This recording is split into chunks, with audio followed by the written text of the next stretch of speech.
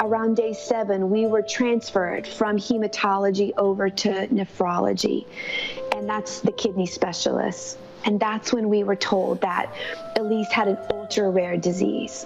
Ultra-rare as in for every million people, there are 2.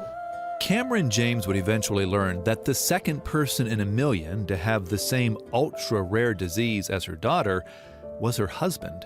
And I prayed that night, get my husband through the night, because when my husband arrived at the ER, he was in kidney failure. He was at 20% when he arrived. I need something to hold on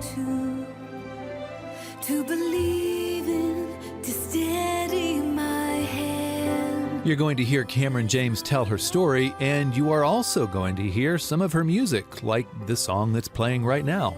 Cameron James is our guest on this episode of GPS, God, People, Stories. I'm Phil Fleischman. And I'm Jim Kirkland. The disease that Cameron's husband and daughter were diagnosed with is a disease of the blood. And a little later in this episode, Billy Graham's going to talk about perfect blood that provides perfect spiritual healing. The blood of Jesus Christ, God's Son, shed on the cross for us was the right type of blood to cleanse and infuse every person in this room tonight with life and life eternal. When Billy Graham talks about life eternal, he's talking about living forever with God in heaven. There's only one way to experience that kind of life. You must surrender your heart to Jesus Christ. You can learn more about that at findpeacewithgod.net. That's findpeacewithgod.net. GPS. God. People. Stories. I am a singer-songwriter, and I'm also a mother of 2 beautiful children. And I am a military brat. I grew up all over the world.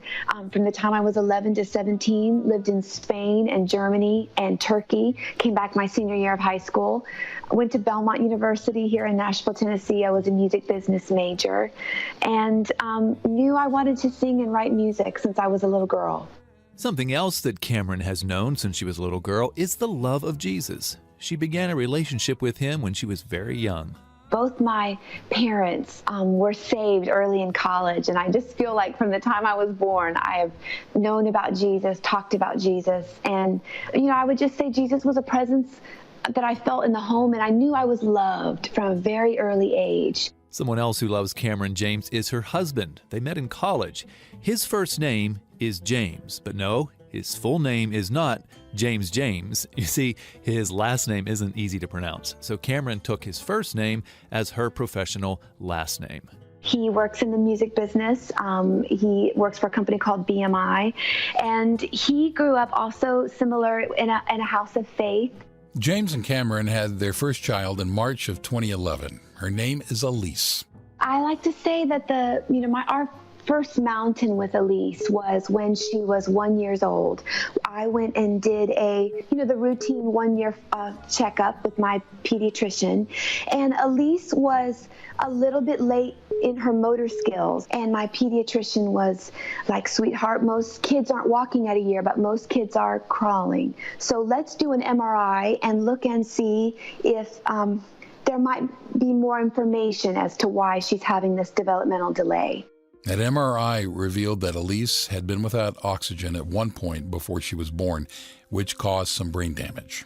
Neither Cameron nor the doctors are sure what caused the loss of oxygen, but the neurologist gave Cameron and James reason to be optimistic. The great thing is we are fearfully and wonderfully made, that a brain is still growing until age 25, and said that, there's also something called neuroelasticity, where because it was her white matter, we have gray matter and white matter in our brains, it was her white matter that was damaged. And he said, if one pathway is damaged, if you stimulate it, the brain can rewire and ultimately create a new pathway. And he said, so let's flood her brain with therapy and start making some new pathways, and just kind of take this a step at a time. Stick closer to you than your shadow.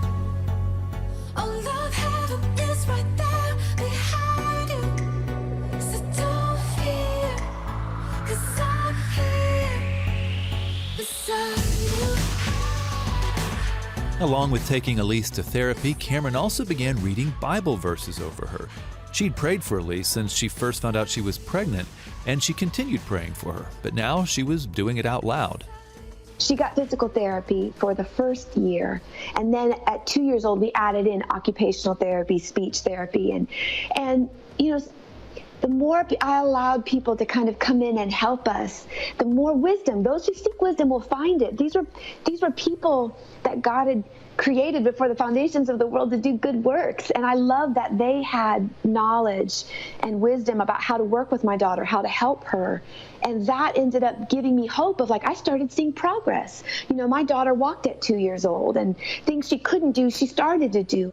About a year later, when Elise was 3, she and her parents found themselves facing another mountain.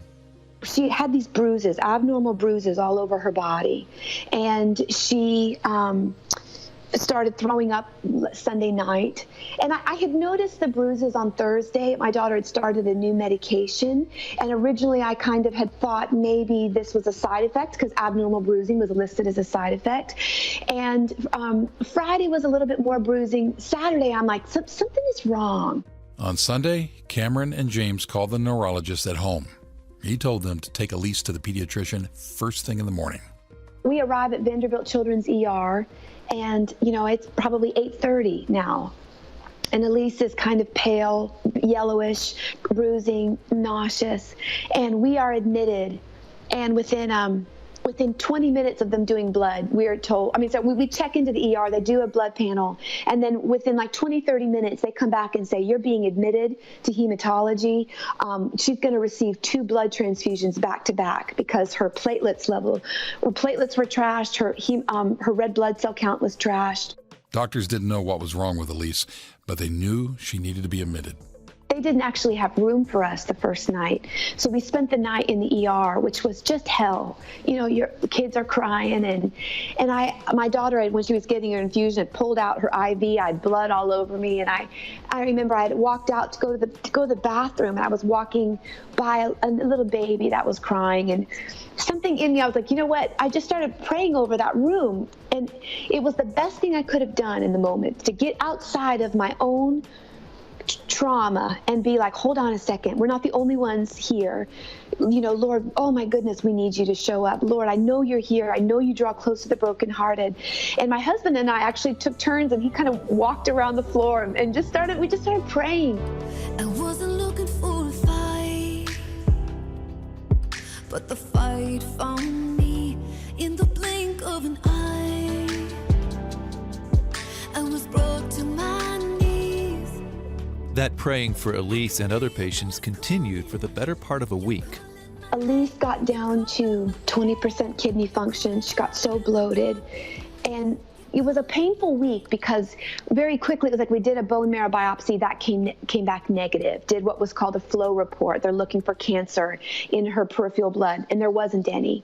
And so it was like, there's only so few things that are causing this attack. And eventually, around day 7, we were transferred from hematology over to nephrology.